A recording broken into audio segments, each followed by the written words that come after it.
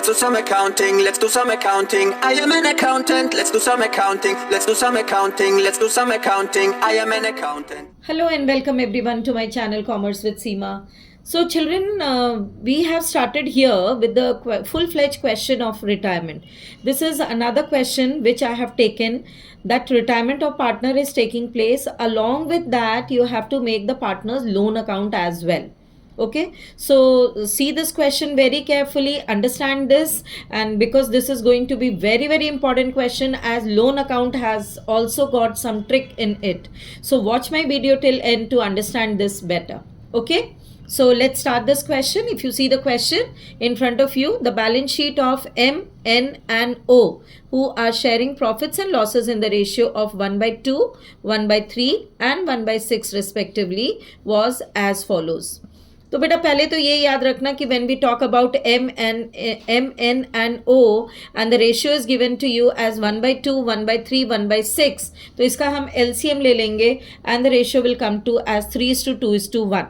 अब ये कैसे आती है, ये मैं क्वेश्चन का जब सोल्यूशन दिखाऊंगी तब आपको एक्सप्लेन करूंगी in the working note. Okay, now see the balance sheet. If you see the balance sheet, the capitals of M, N and O are given here with a total of 85,000, sundry creditors 12,900, employee provident fund 6,000 and profit and loss account 4,500.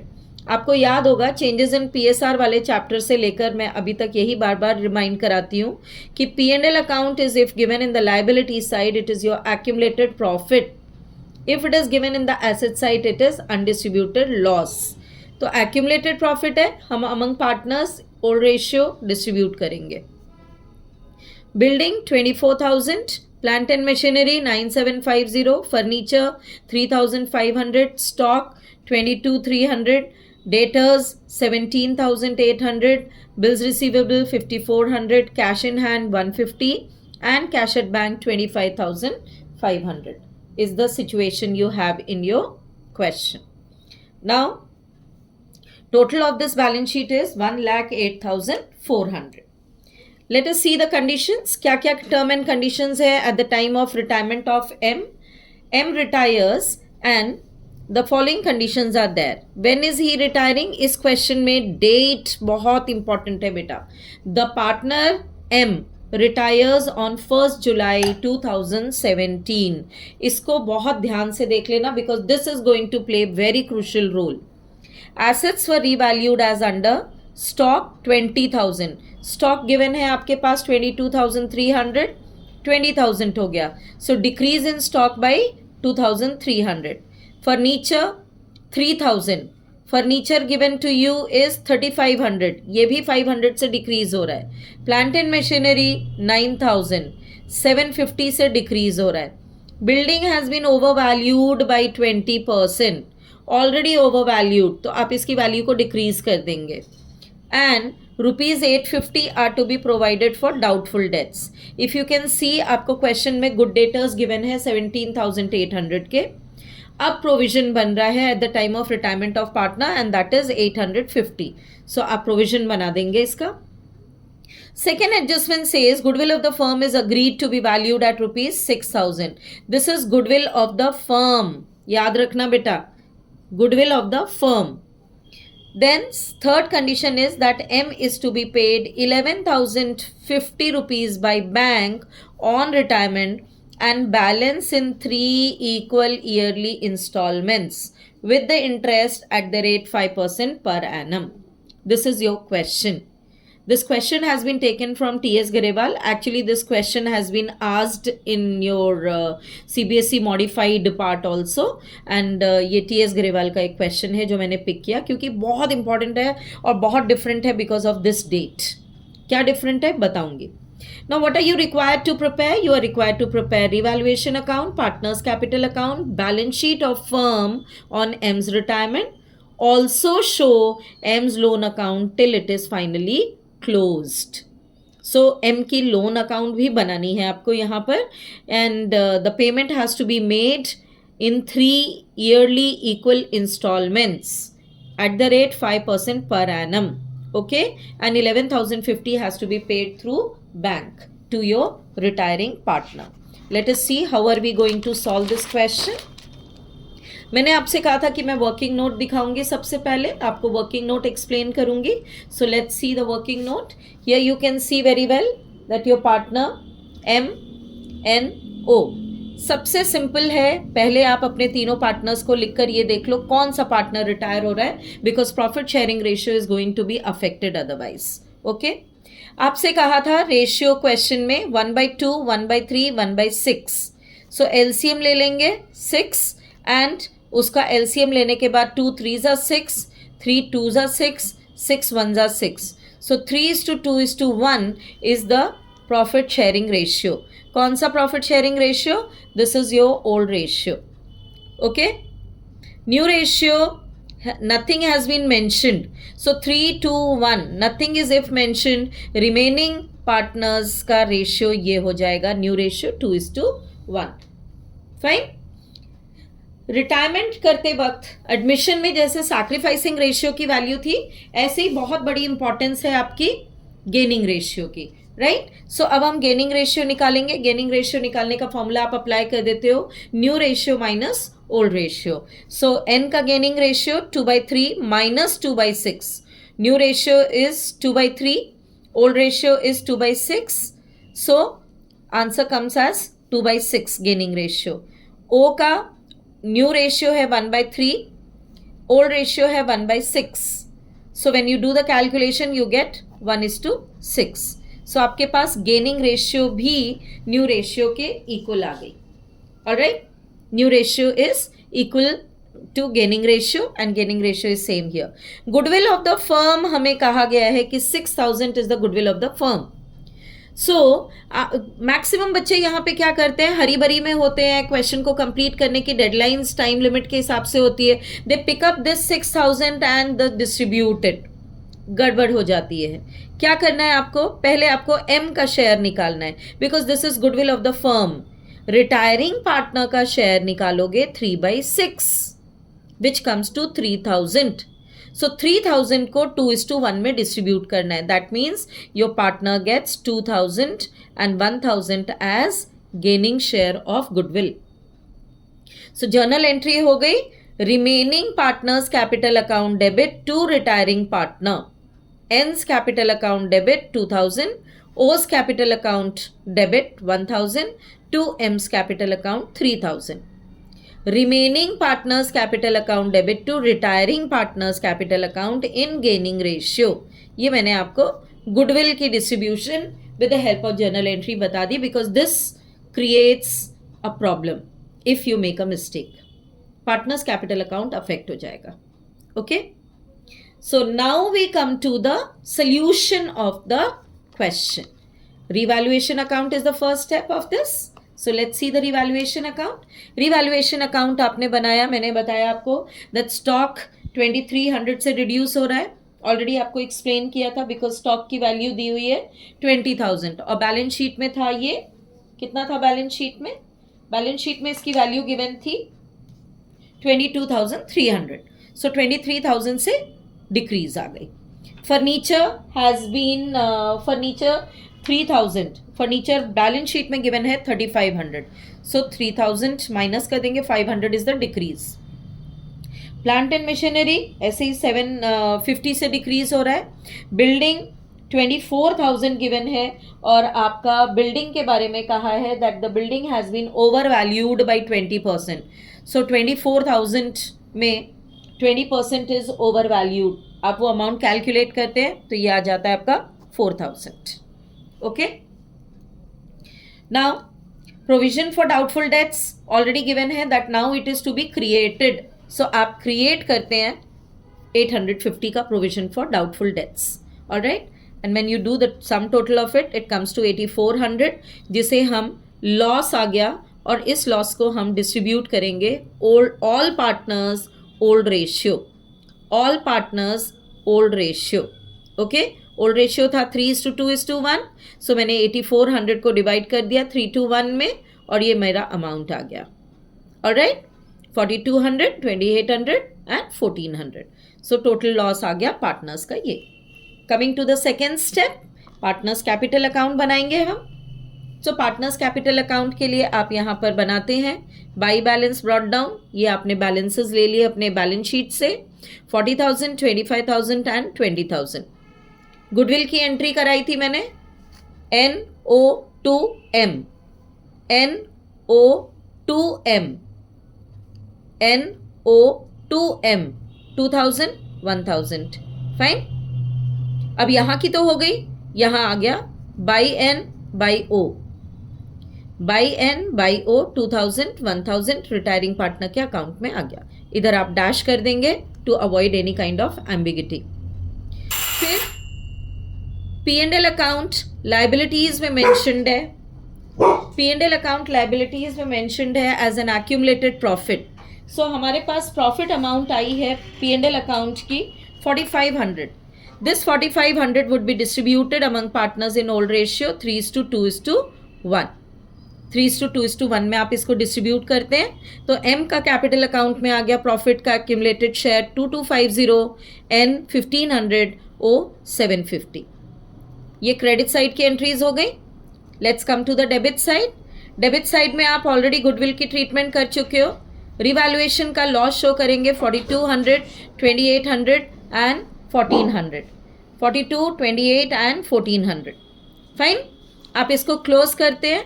सारे partners capital account को जब हम close करते हैं तो हमारे पास M का share आया है टोटल 42,250। 42,250 में से 4,200 माइनस किया तो मेरे पास बैलेंस बचता है 41,050। ठीक है। 41,050 में से क्वेश्चन ने कहा था कि हम पे कर रहे हैं रिटायरिंग पार्टनर को, M is to be paid ₹11,050 by bank on retirement. तो आप ये पे कर देते हो ₹11,050 to your retiring partner and balance in 3 equal yearly instalments at 5% rate of interest. Question ने ये कहा है। सो टोटल अमाउंट आया तुम्हारे पास 30,000 जो लोन में चला गया। ठीक है। 11,050 तुम पे कर रहे हो थ्रू बैंक, 30,000 को तुम लोन में ट्रांसफर कर रहे हो। ये लोन 3 ईयर की इंस्टॉलमेंट्स में पे करेंगे हम इक्वल अमाउंट और प्लस हम 5% इंटरेस्ट देंगे पार्टनर को। बाकी बचे रिमेनिंग पार्टनर्स के टोटल को क्लोज करते हैं। सो 26,500 minus 4,800 when you do you get balance CD of 21,700। 20,750 O का बैलेंस है जिसमें से 2,400 माइनस करते हैं तो बैलेंस CD आ गई 18,350। ये आपकी हो गई capitals of the partners in the future. So new balance sheet में ये कैपिटल आप शो करोगे। ठीक है। Coming to the next part that is your balance sheet. Question ने हमें कहा है कि बैलेंस शीट बनानी है। So we have made the balance sheet here.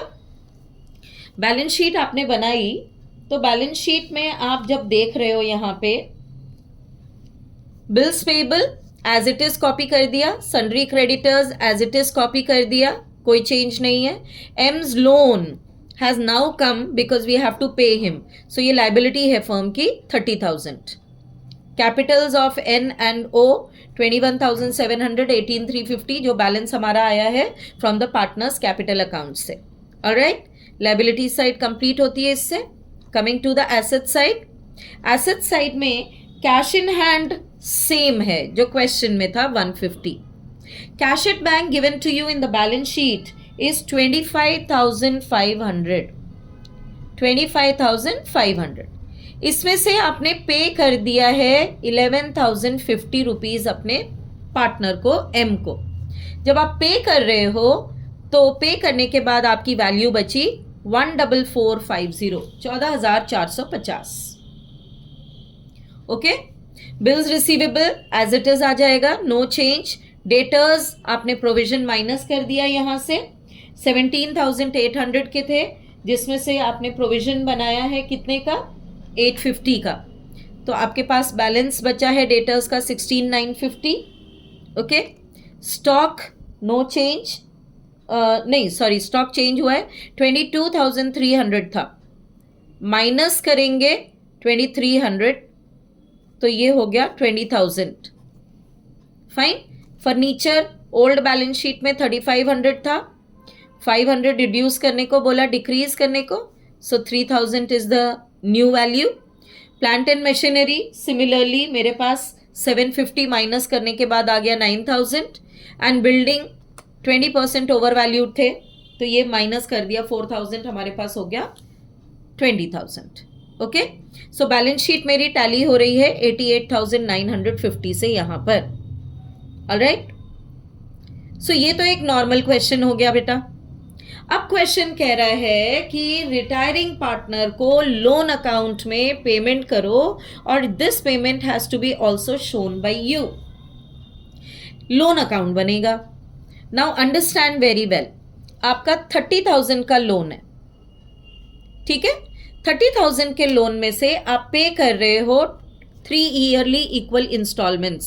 सो 10,000 आप अपने पार्टनर को एवरी ईयर पे करोगे. 10,000 आपने पे करना है as the principal amount. Okay remaining is interest. अब इंटरेस्ट कितना है? 5% इज द इंटरेस्ट. अगर मैं सिंपली कैलकुलेट करूं 30,000 का 5% तो ये मेरा आ गया कितना अमाउंट? 1,500 आ गया, राइट. 30,000 का बड़े ध्यान से देखना बेटा. मैंने क्यों कहा था कि लास्ट तक वीडियो देखनी है. एम्स लोन अकाउंट में बहुत बड़ा लोचा है. यहां पर मंथ्स की कैलकुलेशन आपको देखनी है. The retiring partner is retiring on 1 जुलाई. अगर वो 1 अप्रैल को रिटायर हो रहा होता तो कोई प्रॉब्लम नहीं थी. सीधा 30,000 का 5% आप कैलकुलेट करते, 1,500 आपका रेट ऑफ इंटरेस्ट होता, उसको पे कर देते. बट यहां तो प्रॉब्लम है. यहाँ 1 जुलाई को वो रिटायर हो रहा है तो 1 जुलाई को आपने बैलेंस ब्रॉट डाउन शो किया 30,000, इंटरेस्ट कैलकुलेट किया 1,500 के इंटरेस्ट को 9/12 करेंगे बिकॉज 31 मार्च तक, जुलाई से लेकर 31 मार्च बिकम्स 9 मंथ्स. सो 9 मंथ्स की कैलकुलेशन है ये 1125. 1,500 आया. फिर से बताती हूँ. 30,000 का 5% 1,500 आ गया. 1,500 का 9/12 9 मंथ्स कैलकुलेट करेंगे because you are paying from July till March. तो 1125 इंटरेस्ट हो गया. ठीक है, आप इसको क्लोज करते हैं, पेमेंट कर देते हैं. यहां से ये आपका क्लोज हो गया और ये आपका बैलेंस ब्रॉट डाउन कर दिया 31125 ऑन April 1, 2018. क्योंकि यहाँ से पेमेंट स्टार्ट होगी. 1 जुलाई को तो वो रिटायर हुआ है ना, तो हम 1 साल के बाद पेमेंट करेंगे और 31 मार्च के बाद हम इसका हिसाब बनाएंगे कि कितनी अमाउंट पे हो रही है. सो 31 मार्च के बाद आप क्लोज करते हो और 1 अप्रैल को यहाँ पे ब्रॉट डाउन करते हो. ठीक है. 3 मंथ्स का इंटरेस्ट टिल June 30 क्योंकि उसका पेमेंट स्लैब है जुलाई टू जून, फाइनेंशियल ईयर है अप्रैल टू मार्च. तो 3 मंथ्स 9 मंथ्स अलग अलग कैलकुलेशंस आएंगी. फाइन. तो ये इंटरेस्ट कैलकुलेट किया तुमने. 1,500 का टोटल इंटरेस्ट बना था और तुमने फर्स्ट ईयर में पे किया 1125. Okay. So 1,500 minus 1125 is your 375 rupees which has been paid here. Okay clear. अब जब मैंने 10,000 उसको पे करना है तो 10,000 पे करने के बाद मेरा बेस अमाउंट कितना रह गया? Principal amount 20,000. 20,000 का 5% तुमने लिया, ये हो गया 1,000. 1,000 का 9/12 कैलकुलेट करेंगे. 1,000 का 9/12 विच कम्स टू 750. ओके. ये 750 यहां पर आएगा 9 मंथ्स की कैलकुलेशन. तो अल्टीमेटली आप यहां 3 मंथ्स का इंटरेस्ट दे रहे हो 375 रुपीज, 9 मंथ्स का इंटरेस्ट दे रहे हो 750 रुपीज और यहां पर आप टोटल करोगे आप. ठीक है. June 30 को पेमेंट कर रहे हैं. मैंने कहा था उसका पेमेंट स्लैब जो कैलेंडर उसका पेमेंट का बन रहा है फ्रॉम 1 जुलाई तो 30 जून. तो तुम्हें पेमेंट करनी है 30 जून को. कितनी पेमेंट करते हो? 10,000 प्रिंसिपल अमाउंट, 1125 जो उसका इंटरेस्ट कैलकुलेट हुआ, प्लस 375 जो उसका 3 मंथ्स का इंटरेस्ट आया. 9 मंथ्स का इंटरेस्ट, 3 मंथ्स का interest makes a total of 11,500. Fine. बाकी अमाउंट बैलेंस सीडी कर देंगे हम. बैलेंस सीडी की 20,750. So 20,750 has been brought down here. अब सेकेंड ईयर की कैलकुलेशन कितनी बन रही है इंटरेस्ट की? 1000। 1000 में से 750 तो तुम पहले शो कर चुके, यहां पर बाकी बचा 1000 माइनस 750, 250 रुपीज यहां दिखा दोगे, ठीक है? 250 रुपीज आप यहां पे शो करेंगे, ठीक है? अब इंटरेस्ट तो 9 मंथ्स का और कैलकुलेट करना है ना, ये किस पे कैलकुलेट होगा? ये कैलकुलेट होगा 10,000 पे। 10,000 पे 5% इज योर 500 और 9/12 करेंगे, 500 का 9/12 करते हैं तो इट कम्स टू 375 रुपीज। 500 का 9 मंथ्स कैलकुलेट करेंगे तो it comes to 375 rupees. Okay, तो 3 मंथ्स का इंटरेस्ट 250 पिछला और 9 मंथ्स का इंटरेस्ट 375 ये वाला 31 मार्च तक का। आप ये टोटल करते हो, क्लोज करते हो, एंड यहाँ पर सिंपल कैलकुलेशन है, यहाँ तो कोई प्रॉब्लम ही नहीं है। 10,000 प्रिंसिपल अमाउंट, 750 पिछली इंस्टॉलमेंट जो 9 मंथ्स की है, और 3 मंथ्स का अमाउंट है इंटरेस्ट का 250। सो टोटल 11,000 आप पे कर रहे हैं। 11,000 पे करने के बाद बैलेंस बचा 10,375 जो आपने सीडी किया, और यहाँ सीडी करने के बाद यहाँ पे ब्रॉट डाउन कर दिया। लास्ट ईयर का डेप्रिसिएशन याद आ रहा होगा इससे, है ना? सो बैलेंस ब्रॉट डाउन कर दिया हमने यहाँ पे। अब बैलेंस ब्रॉट डाउन करने के बाद 9 मंथ्स का इंटरेस्ट मैं यहाँ दे चुकी हूँ, मुझे अब सिर्फ देना है 3 मंथ्स का interest. So 10,000 5% 3 months comes to 125। 500 में से मैंने 9 मंथ्स का पे कर दिया पहले 375 रुपीज़, और यहाँ पर अब हम पे करेंगे, ड्यू करेंगे 125 रुपीज़ जो जून 30 को पे होगा एम को। सो 10,000 प्रिंसिपल अमाउंट, 375 उसका इंटरेस्ट 9 मंथ्स का, एंड 3 मंथ्स का interest 125 rupees, making a total of 10,500, और ये टोटल अमाउंट आप पे करोगे। So that is the main thing to be taken care of in this question. ना तो रिवैल्यूएशन में कोई प्रॉब्लम है, ना पार्टनर्स कैपिटल अकाउंट में कोई प्रॉब्लम है, ना बैलेंस शीट में। यहाँ पे प्रॉब्लम है एम्स लोन अकाउंट में, क्योंकि आपकी जो कैलकुलेशन है वो कैलकुलेशन भी डिवाइड हो रही है 9 मंथ्स एंड 3 मंथ्स में, because retiring date of your partner is different. अब अगर जुलाई में पार्टनर रिटायर हो रहा है तो उसके अकॉर्डिंगली उसको पेमेंट जाएगी, तो ये यहाँ पर कैलकुलेशन थोड़ी सी कॉम्प्लेक्स हो जाती है। बाकी कुछ नहीं है इस क्वेश्चन में, बहुत इजीली इस क्वेश्चन को सॉल्व कर सकते हैं, कॉन्सेंट्रेशन चाहिए बस, right? Still, if you have any doubt in this question, you can get back to me through comment section. I'll be more than happy to help you and reply you back. Thank you for watching this channel, children. Do watch and do subscribe to your friends also. Thank you.